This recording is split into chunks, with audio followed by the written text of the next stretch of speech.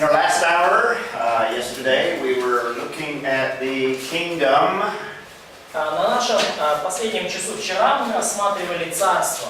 And as I've been showing you in terms of foundations, И как я уже показал вам в вопросах именно оснований, everything that precedes in the Bible lays a foundation for the kingdom. все, что предшествует царству в Библии, закладывает для него основу. In fact, we're looking at the portion of history that is the high point of all of Israel's history of the Old Testament. И мы смотрим сейчас вот на ту часть истории, которая является наивысшей точкой истории израильского народа. So all that God has done before has been in preparation for this ruling on earth. И все, что Бог сделал до того, было подготовкой к правлению Израильского царства на земле. So we're looking at the kingdom of Israel. И мы смотрим на царство израильское. And the high point is the united kingdom. The reason I say it's united because it'll be divided later on. И наивысшей точкой этого царства является период объединенного царства. Почему я говорю объединенное? Потому что чуть позже оно разделится. Yesterday I introduced you to Samuel, and we saw that he was not only the last judge, И вчера мы уже начали с Самуила, и я заметил, что он был не просто судьей, он был последним судьей, прошу прощения. but he is also the one that God uses to initiate this new period of time. И он был последним судьей, и он был тем, кого Бог использовал, чтобы начать вот этот новый отрезок истории. As God's prophet, God's spokesman, he will be the one that anoints the kings. Как пророк Божий, как тот, кто говорил от лица Божия, он был тем, кто помазывал царей. So you could call him the kingmaker. То есть вы его можете назвать творец царей, создатель царей. There is a turning to the Lord that we looked at in one of the passages. И есть, мы видим в одном из отрывков момент обращения к Богу. And God is in fact moving to bless the people. И Бог с этого момента, Он уже действует, чтобы благословить свой народ. But their desires are still not in line with where God is leading. Но их желания все равно не сходятся с тем, куда ведет Господь. I think God eventually wanted kings because they're prophesied and there are stipulations of law for kings.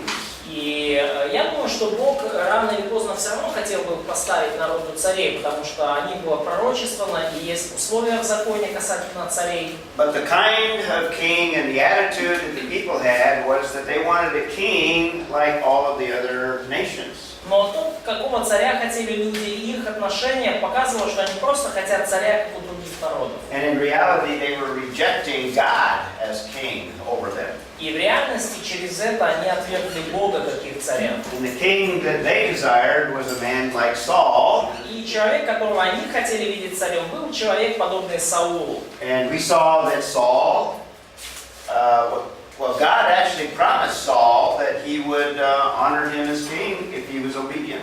И, вообще-то мы видели, что Бог пообещал Саулу, что тот почтит его как царя, если Саул будет послушен Богу. We also saw that Saul failed and God rejected him, and then we began looking at the God that's after, or the man that's after God's own heart, the king after God's own heart. И мы также увидели, что Саул потерпел неудачу в том, чтобы повиноваться Богу. Бог отверг его, и Бог избрал себе человека по сердцу своему. So we started looking at David. И мы уже начали рассматривать историю Давида.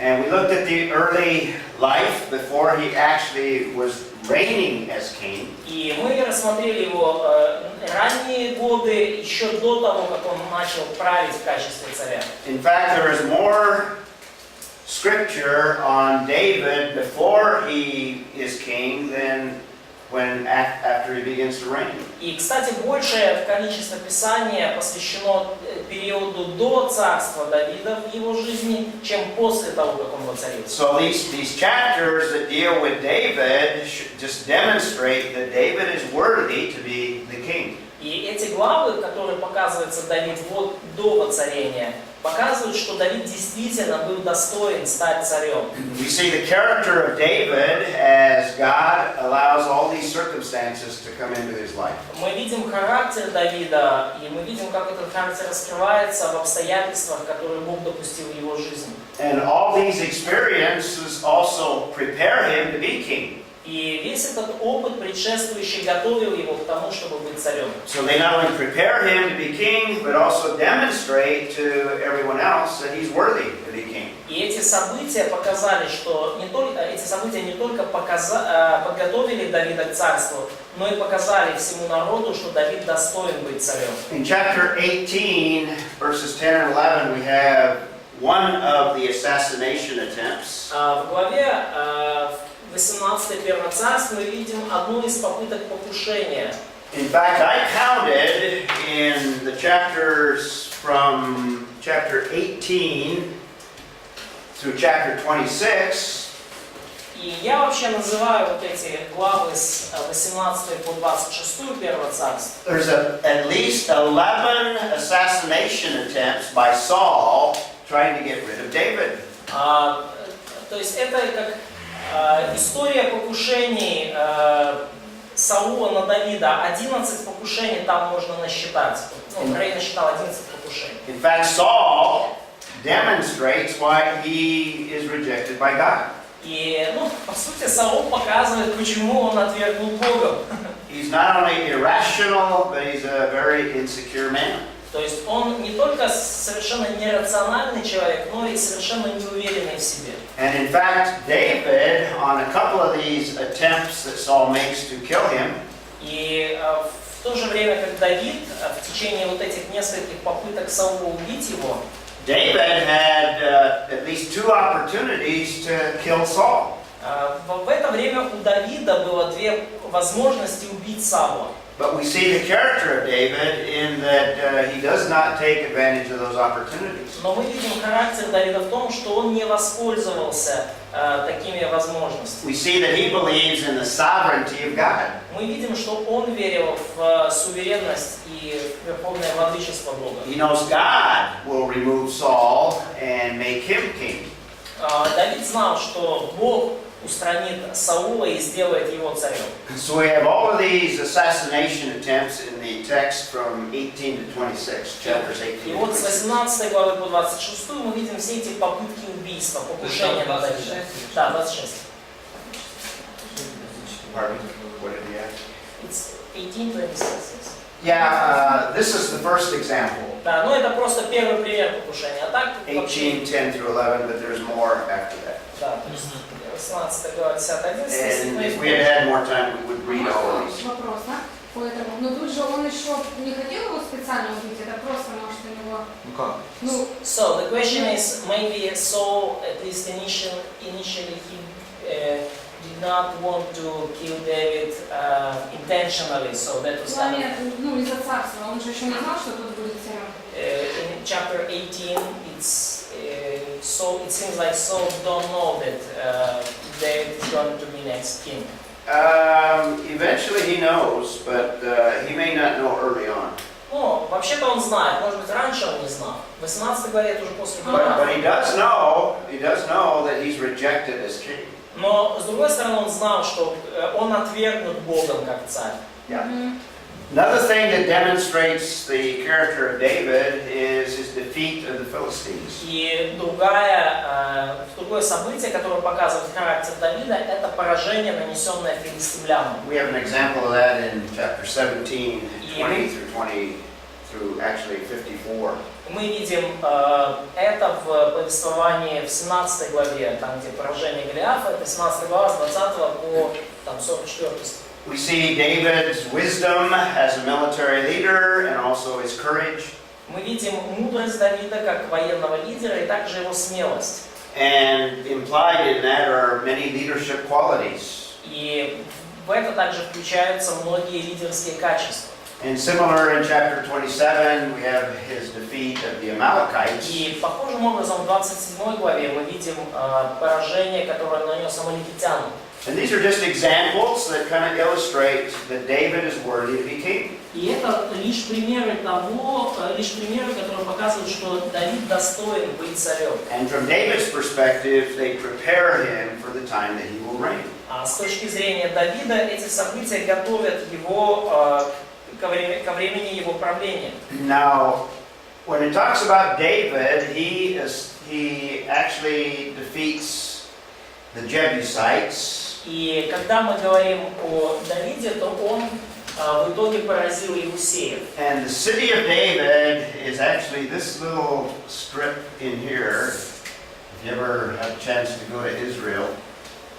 И вот эта часть, it's in Jerusalem, yes. Jerusalem. И вот в Иерусалиме вот этот сектор, вот эта часть является по сути городом Давида. In the time of David, this was all that the city was, the city of Jerusalem. И во времена Давида вот собственно это и было Иерусалим. And David captures it and establishes his reign in. И Давид захватывает этот город и устанавливает там свое правление и свою столицу.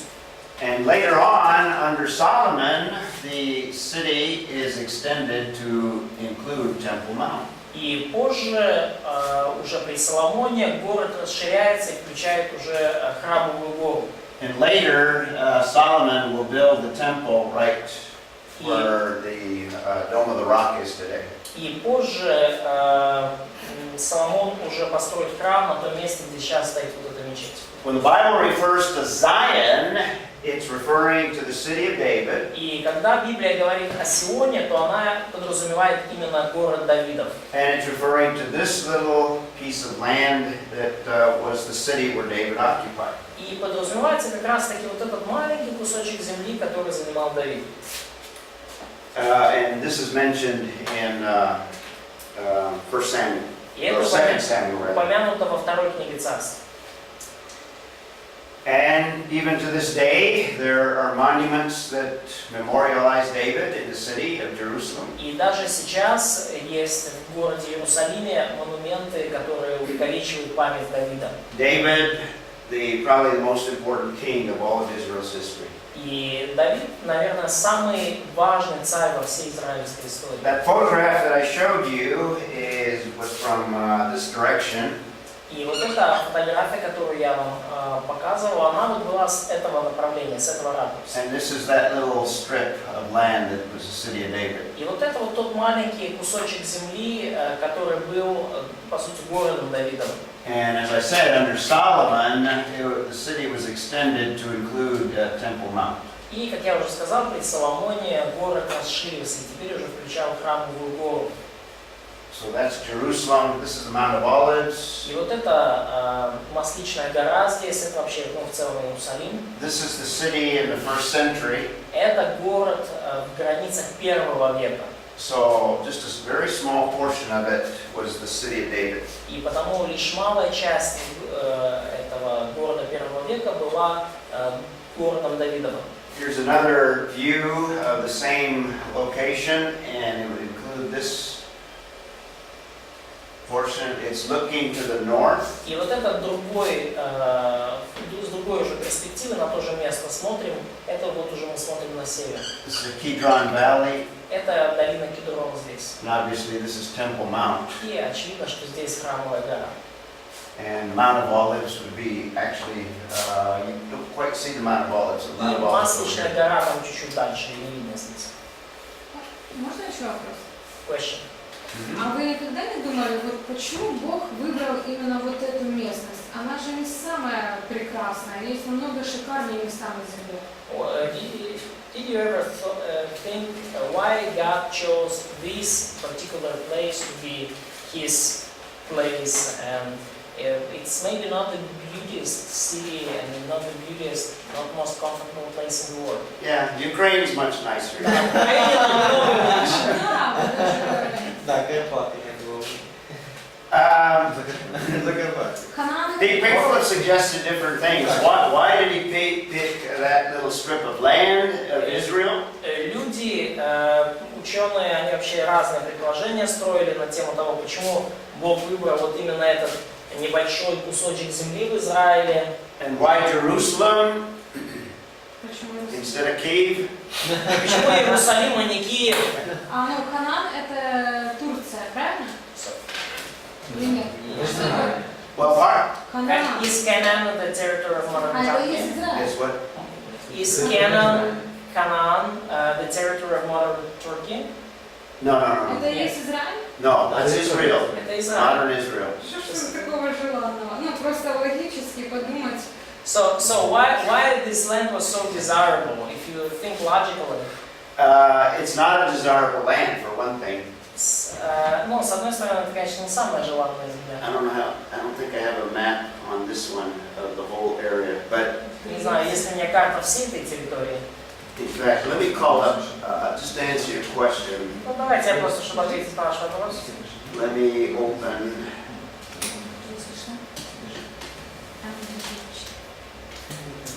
to answer your question, that little strip of land is between, actually, you could even say 3 continents, or 3 major geographical regions. Чтобы ответить на твой вопрос, нужно понимать, Катя. And it Этот маленький кусочек земли находится, по сути, между 3 континентами, между 3 большими массивами вот, суши. It may be that God wanted to put His people right in the center of that ancient world. И вполне возможно, Бог хотел поместить свой народ именно туда, в центр того древнего мира. А если бы там постоянно дожди шли, там бы было зелено, да? Here's a satellite map. Вот спутниковая карта. Kiev would be up here, Киев там.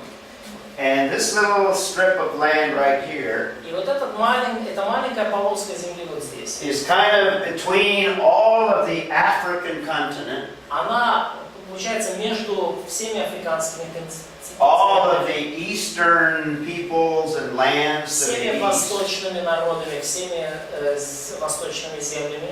and it would be somewhat in the center with respect to all the northern and all the European И она в центре, если касательно именно там всей северной и далее западной Европы. And people have suggested that that's where God, in the center basically of the world, wanted to be His place of И вот что manifestation. люди предполагают, что Бог именно в этой точке, в центре мира, поместил свой народ для того, чтобы его народ был как бы, ну, виден для всех.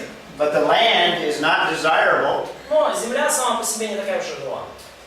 and I think what it also does is it promotes faith amongst the children of Israel. И я думаю, что также, чего также Бог достигал этим, это Он учил израильтян вере. They would have to trust God for rain, for provision. Им нужно было полагаться на Бога в вопросах дождей, в вопросах пропитания. Because the land would not be as easily farmed as other areas of the world. Поскольку землю эту не так уж просто обрабатывать, как в других частях мира. So that kind of give you a better insight. То есть это как-то проясняет для вас концепцию? So back to the city of David. И вот возвращаемся мы к городу Давидову. I'm just giving you these photographs so that it'll impress upon you. These are real events that took place in real places. То есть я для чего вам эти фотографии показываю? Чтобы вас убедить в том, что все это были реальные события, происшедшие в реальных местах. Everything we are talking about in this course are historical events. Все, о чем мы говорим в этом курсе, это исторические события. Now I'm going to show a photograph that looks in this opposite direction from the Kidron Valley, from the bottom. Покажу вам другую фотографию, которая показывает вид со стороны долины Кедрон. So this photograph looks north. То есть эта фотография на север смотрит. The next photograph is going to look south. И следующая на юг, перспективу с юга покажет. So the city of David is up here, up on this hill. Город Давидов, он здесь наверху, на этом холме. But this gives you a picture of the Kidron Valley and gives you a good perspective of how hilly this area Но is. это дает вам вид вот на долину Кедрона и понимание того, насколько гористая и холмистая эта местность. And actually there's some archaeological digs that have gone on И, кстати, здесь вот идут археологические on the раскопки. side of that hill that date back to the time of David. на вот этой стороне холма, и эти раскопки датируются как раз-таки временами Давида. Again, this is the city of David. Here's that archaeological site I И referred опять to. же, вот все это город Давидов, и вот там вот мы видим место археологических раскопок. And this is from the Mount of Olives. И вот это where's Mount of Olives? Mount of Olives, it's the Да, photograph. и это вид с Масличной горы. And Temple Mount would be up off И the photograph. храмовая гора, она чуть-чуть там дальше за фотографией. So the next one is close up to that. И вот следующая фотография уже ближе к этой раскопке.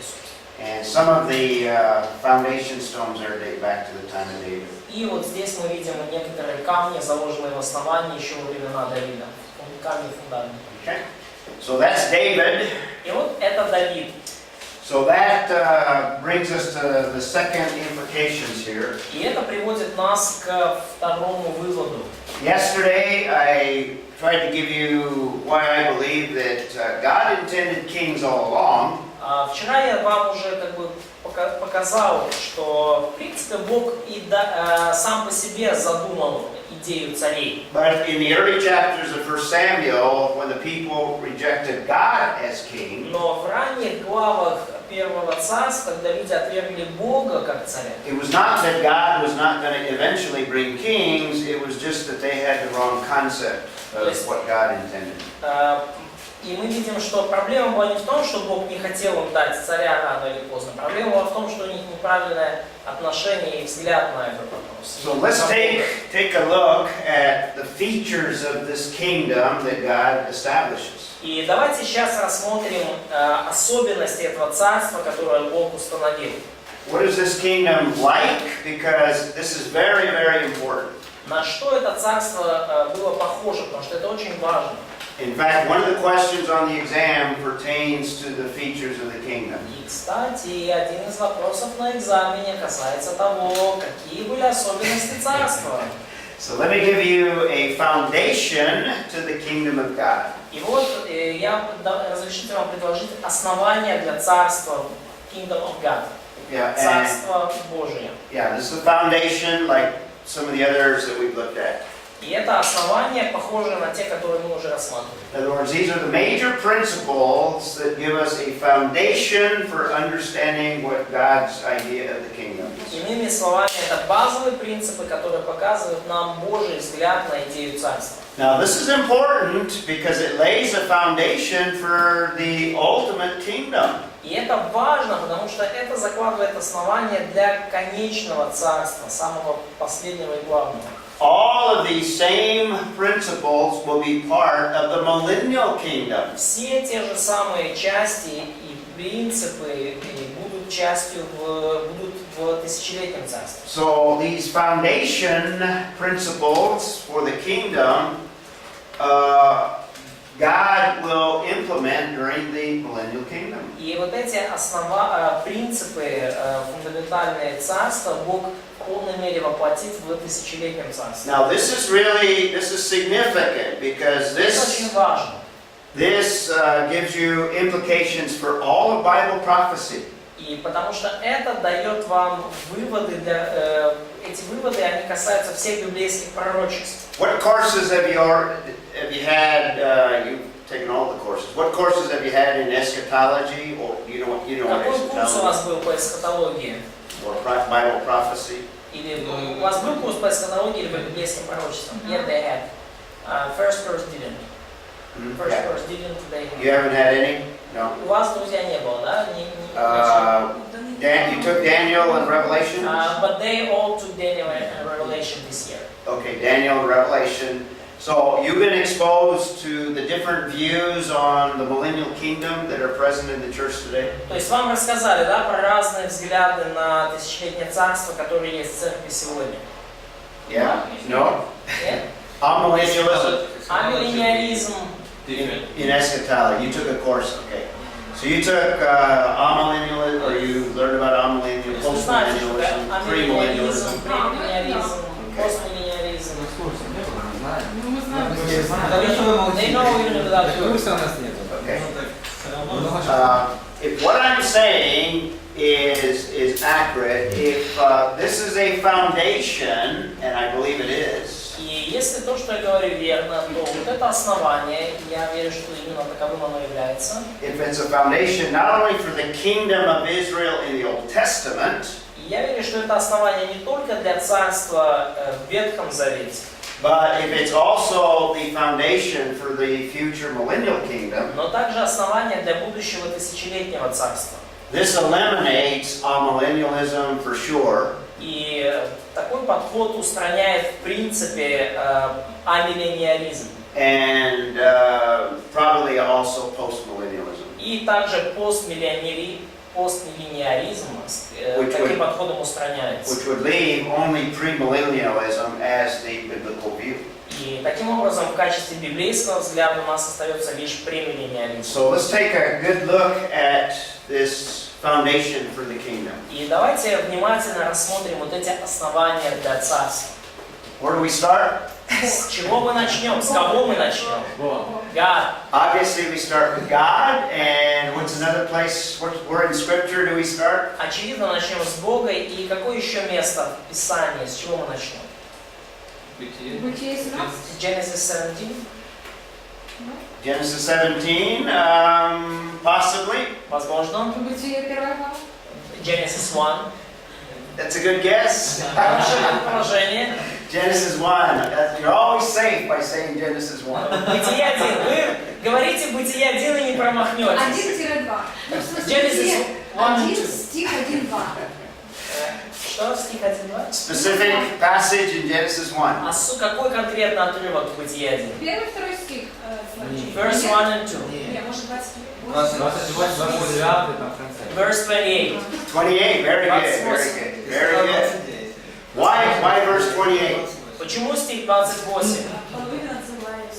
Because the rulership of the earth. Very good, very good. So God gave man the responsibility of rulership, of sovereignty. То есть Бог дал человеку ответственность правления, владычества. And eventually that sovereignty would be expressed in a kingdom on earth. И со временем эта суверенность и владычество выразится в царстве, установленном на земле. So the first principle in our foundations here Первый принцип в наших основаниях здесь is this idea that, or the fact that it's rooted in the creation mandate. это вот идея о том, что идея царства заложена в мандате о сотворении. А можно проще? I'm going to put it back up here in a minute. I just want to make a А change. мандат, как по-простому, по-нашему? Идея царства является... Заложено? Идея царства происходит от Бога. Окей. Okay, what's the Сколько question? бытия? So it's rooted in the creation mandate, as we just discussed. И она коренится в повелениях, данных при сотворении. We're going to find out that this kingdom that God establishes involves His people. И мы видим, что вот это царство, которое Бог устанавливает, оно включает его народ. It's that people that God selected all the way back to Abraham. Это тот народ, который Бог себе избрал. И это тот, начиная с Авраама. Israel is going to be the nation that God is going to use to rule the world. И Израиль должен быть вот той нацией, которую Бог использует для того, чтобы править миром. So the kingdom involves the nation of Israel. They're the distinct nation. Царство включает в себя нацию Израиль, именно этот конкретно отделенный народ. And what does every kingdom need for leadership? И что каждому царству нужно для руководства? Царь. A what? King, yeah. So it involves a godly king, a godly king. И это царство подразумевает благочестивого царя, благочестивого. And throughout Scripture, David is pictured as that godly king. И в tечение всего Писания Давид изображается именно таким благочестивым царем. Now, David is not perfect. И мы знаем, что Давид несовершенный человек. David has weaknesses. И у Давида были слабости. One of his weaknesses is women. Одной из его слабостей были женщины. We have the story of Bathsheba. То есть есть у нас история с Версавией описана. And not only Bathsheba, but David murders her husband. И не только с Версавией Давид там залетел, но и мужа ее убил. So David is not a perfect man. И Давид поэтому несовершенный человек. Why does the Bible call him a man after God's own heart? Но почему же Библия называет его мужем по сердцу Божию? Все равно он к Богу. Его сердце принадлежало Богу. Because his heart was directed to God. Yes. And But is it okay to have relations with somebody else's wife? но все же, хорошо ли это спать с чужой женой? Но он покаялся. Он He покаялся. repented.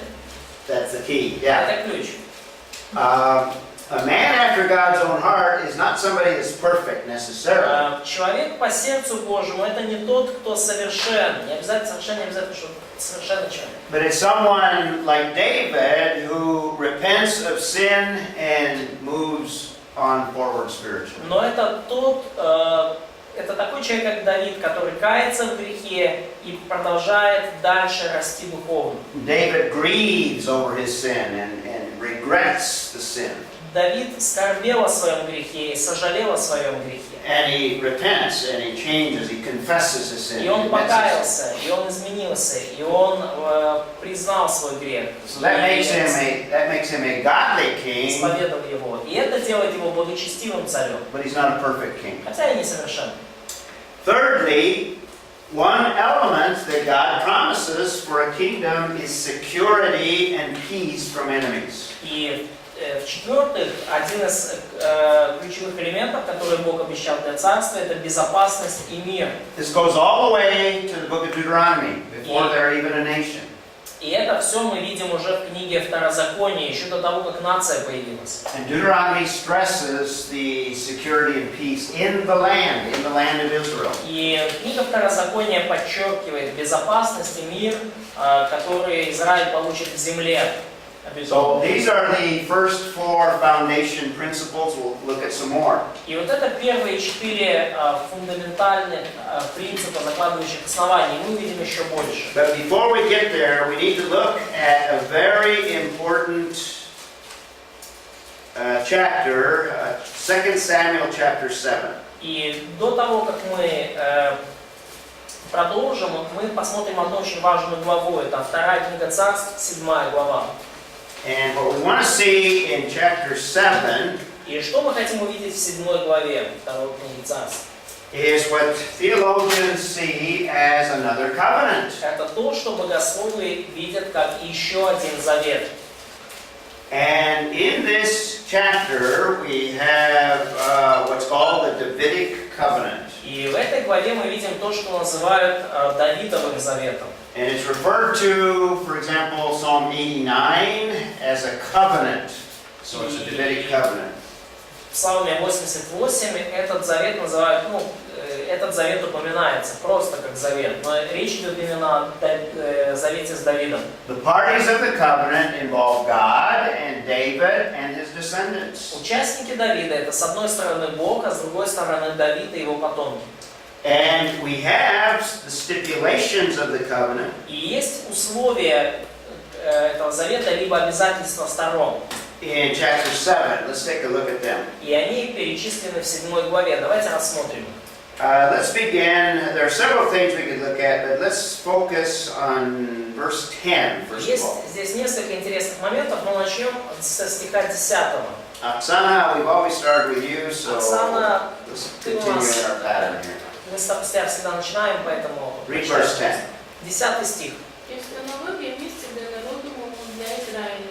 Він пробуватиме на своєму місці і не буде вже непокоєний. І кривдники не будуть більше гнобити йому, як перед тим. Okay. What does that promise? Что здесь обещает Бог? Safety. Security in a particular place. Безопасность в конкретном месте. And in fact, it says that God will plant them like a tree, so it gives the idea of security. И вот идея здесь такая, что Бог их насадит, да, укоренит как дерево, то есть идея безопасности. and their enemies will not afflict them anymore. И их враги не смогут их более поражать. Now, during David and Solomon, that aspect was partially fulfilled. И во времена Давида и Соломона этот аспект частично был исполнен. But it won't be ultimately fulfilled until the millennial kingdom. Но он не будет исполнен полностью вплоть до тысячелетнего царства. And by the way, I don't see any of the major covenants fulfilled until the future millennial kingdom. И, кстати, я не вижу, чтобы хоть один из таких важных ключевых заветов был исполнен сейчас. То есть все они исполнятся лишь в тысячелетнем царстве. So the first stipulation is what God is going to do for the nation of Israel. И первое обязательство в этом завете это то, что Бог сделает для народа израильского. And because of verse 10, I include that in our foundation for the kingdom, security and peace. И благодаря 10 стиху, на основании 10 стиха я включаю этот пункт о безопасности и мире в наш список оснований для царства. Now, when we go into the details, I've got another slide where we'll go into the details. И когда мы уже перейдем к деталям, там у меня есть еще один слайд. Yeah, but before we get there, it also is presented as in a father-son relationship. Но до этого я хочу заметить, что мы здесь видим своего рода отношения отца и сына. David as God's son. То есть мы видим Давида, который показан как сын Божий. It's setting a foundation for the ultimate David, who is the ultimate son. И это нам дает уже, закладывает основание для появления последнего, настоящего Давида, который является настоящим Божьим сыном. Now, we'll also see that God says that He will discipline these kings. И kings. И также мы видим, что Бог говорит, что Он будет дисциплинировать этих царей. And this kingdom will be centered in Jerusalem. That's why I showed you those photographs of the city of David. И также, что это царство будет сосредоточено в Иерусалиме. Вот почему я показывал вам эти фотографии города Давидова. This will be another unconditional covenant. И это будет еще один безусловный завет. Dependent only on God's performance, not on any of the kings. Зависящий лишь только от Бога и от Его действия, а не от какого-либо из царей. In fact, we're going to see, because of the sinfulness of the kings, the kingdom will collapse. И мы, кстати, увидим, что из-за греховности царей царство разрушится. And there's not been a kingdom of Israel since the Old Testament time. И царство израильского не существует уже с ветхозаветных времен. Since 586 BC, the kingdom has ceased to exist. С 586 года до нашей эры царство прекратило свое существование. When Jesus announced that He was Israel's king, И когда Иисус объявил, что Он есть царь Израиля, He offered the kingdom to Israel. Он тем самым предложил Израилю это царство.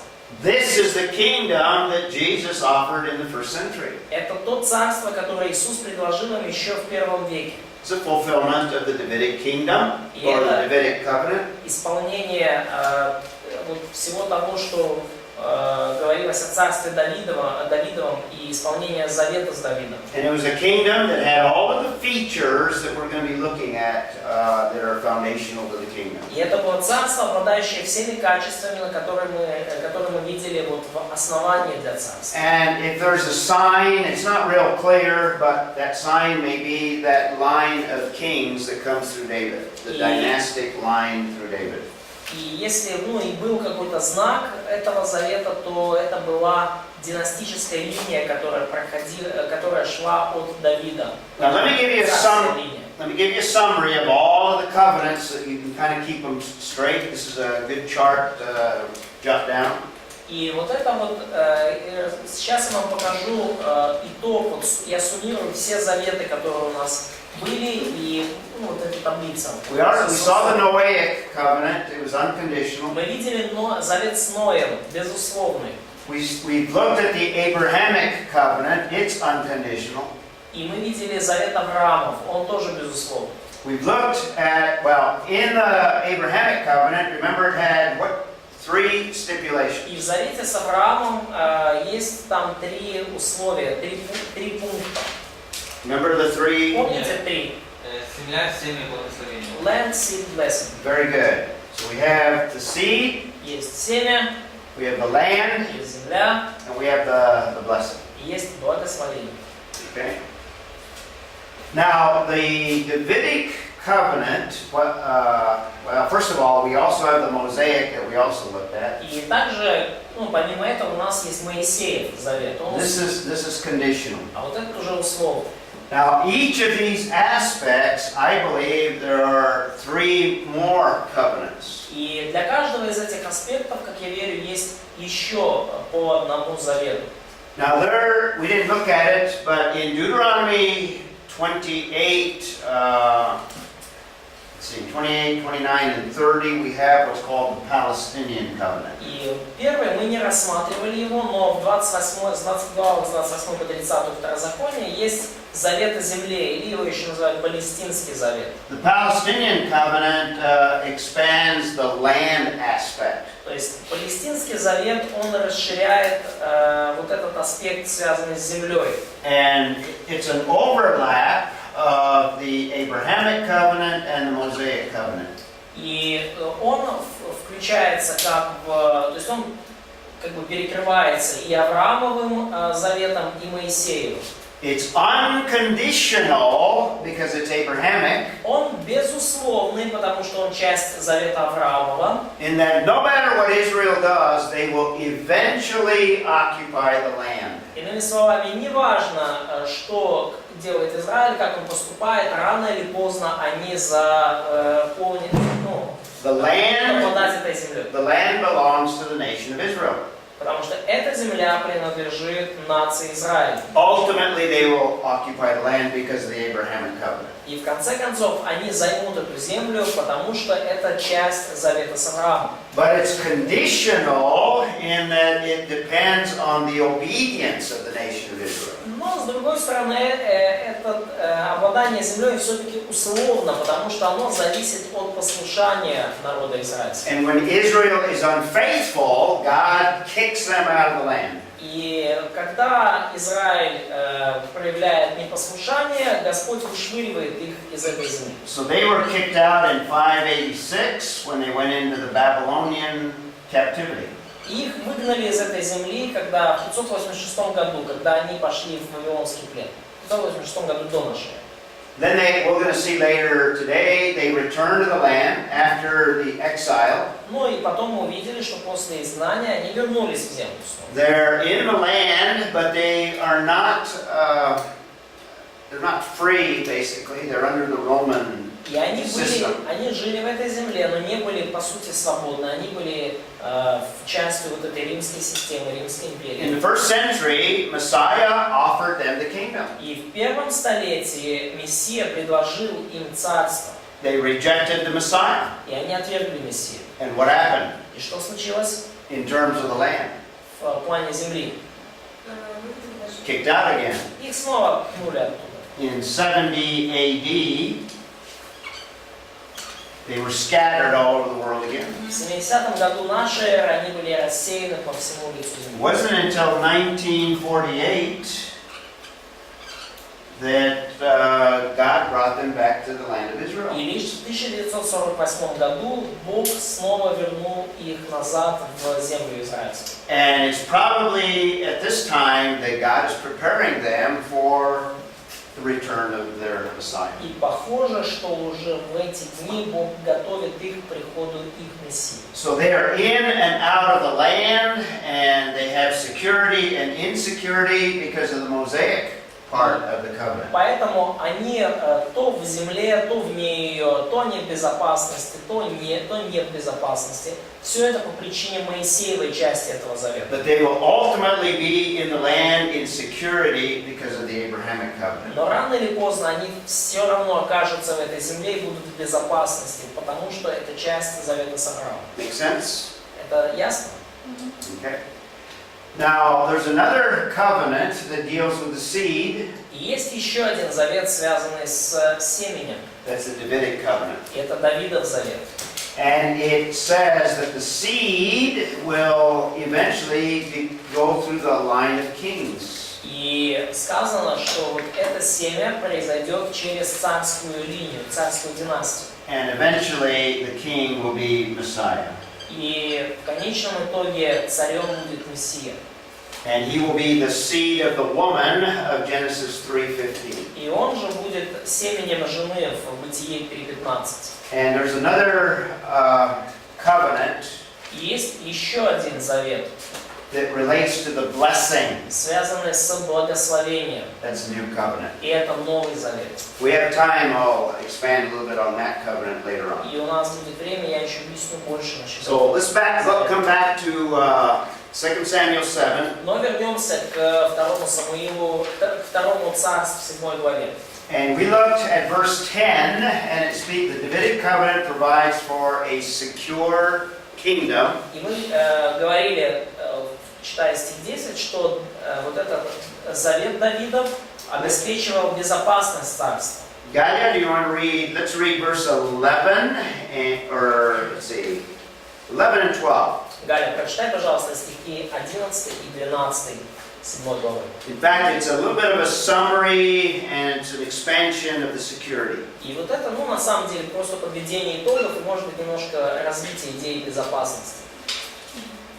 А від того дня, як я настановив суддів над народом моїм Ізраїлем, то я дав тобі мир в усіх ворогів твоїх. І Господь об'являє тобі, що Господь побудує тобі дім.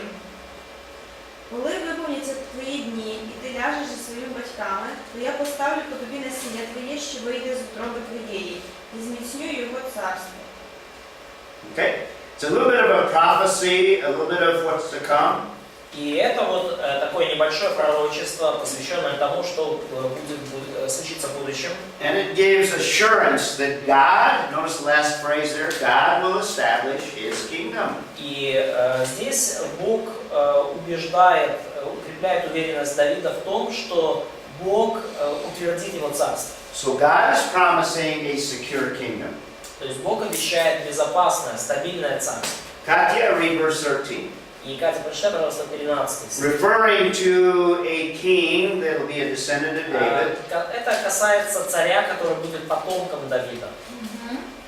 Он построит дом имени моему, и я утвержу престол царства его навеки. Okay, what is that promise? Что здесь обещает Бог? Вечное царство Мессия. Eternal kingdom. One is that it's an eternal kingdom. Very good. What Вечное else? царство. Что еще? Поклонение связано. That will be connected with worship. Okay, temple. Храм. Temple. You notice that? A house. Да, дом имени моему. Заметила? Да. Okay. I will build a house for my name. That's a temple. Он построит дом имени моему. Это храм. And Sergey, do you want to read, let's see, 14. Сергей, прочитай, пожалуйста, 14 стих. Я буду ему отцом, и он будет мне сыном. И если он согрешит, я накажу его жезлом мужей и ударами сынов человеческих. Okay.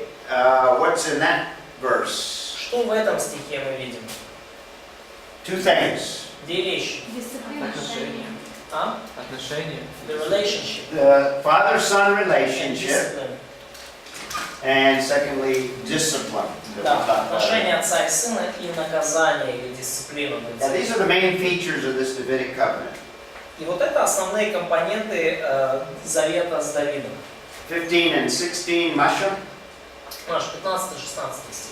В милости моей и не отниму от него, как я отнял от Саула, которого я отверг пред лицом твоим. И будет непоколебим дом твой, и царство твое навеки пред лицом моим, и престол твой постоит вовеки.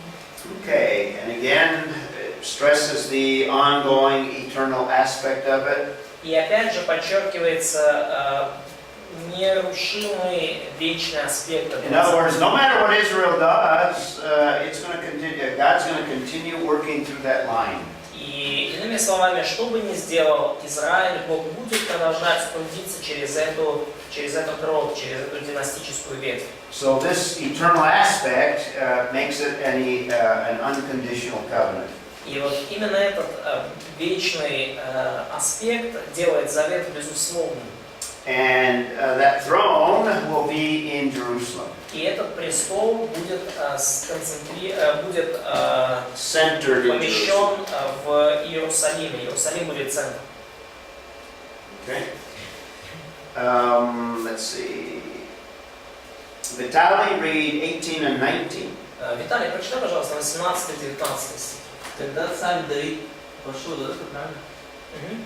Когда царь Давид вошел, сел перед Господом и сказал: «Кто я, о владыка, Господь? Что такое мое семя, что ты так возвеличил меня?»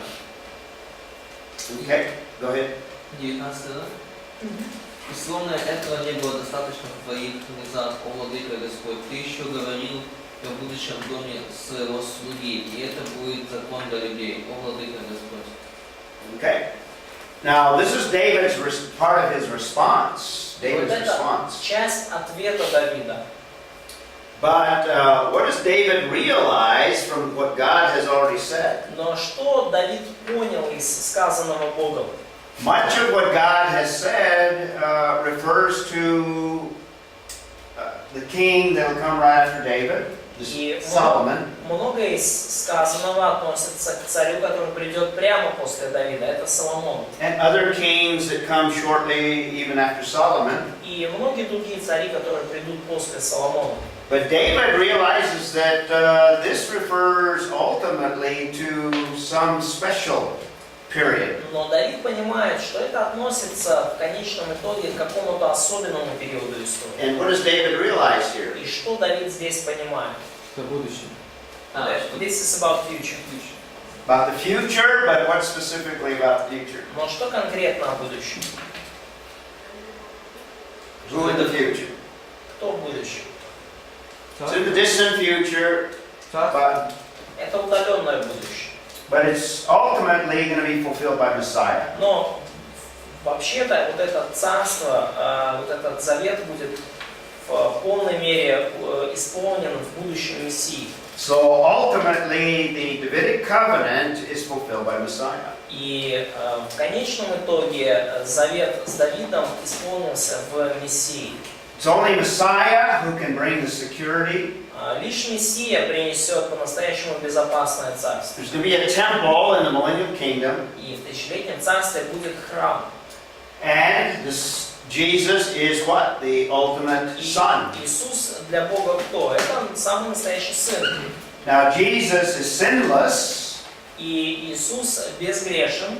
but the book of Hebrews tells us that Jesus experienced discipline, not for sin.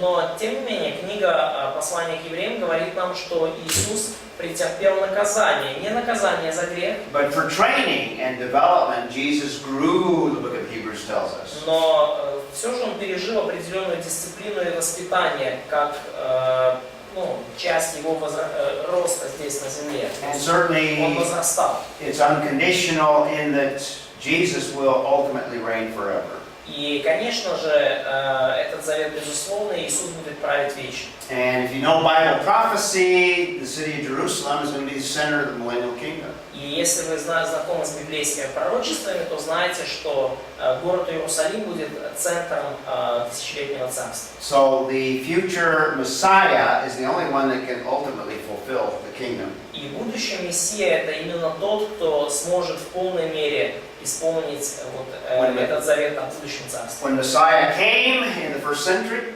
Когда Мессия пришел в первом веке, he offered the kingdom, он предложил людям царство, and Israel rejected their Messiah, и Израиль отверг своего Мессию. and that kingdom has been postponed. И это царство было отложено. That kingdom is still future from our time. И в наше время это царство еще вопрос будущего. So back to our foundation for the kingdom. Возвращаемся к нашим основаниям для царства. It involves a godly king, something like David. Царство это подразумевает благочестивого царя, подобного Давиду. It involves security and peace in the land. Оно подразумевает безопасность и мир в земле. And we just looked at the Davidic covenant that guarantees this kingdom. И мы уже рассмотрели завет с Давидом, который гарантирует это царство. So it's guaranteed by the Davidic covenant. Это царство гарантировано заветом с Давидом. And there will be some other features of this kingdom that we'll look at И будут другие особенности этого царства, которые мы увидим позже, when we come back after a break.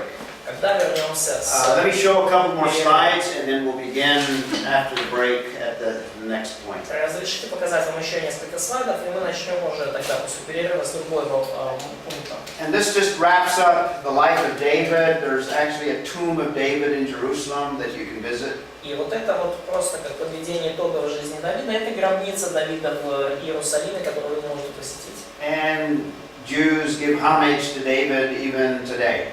И евреи приносят как дань или какое-то, приношение Давиду вплоть до сегодняшнего дня. Tomb of David.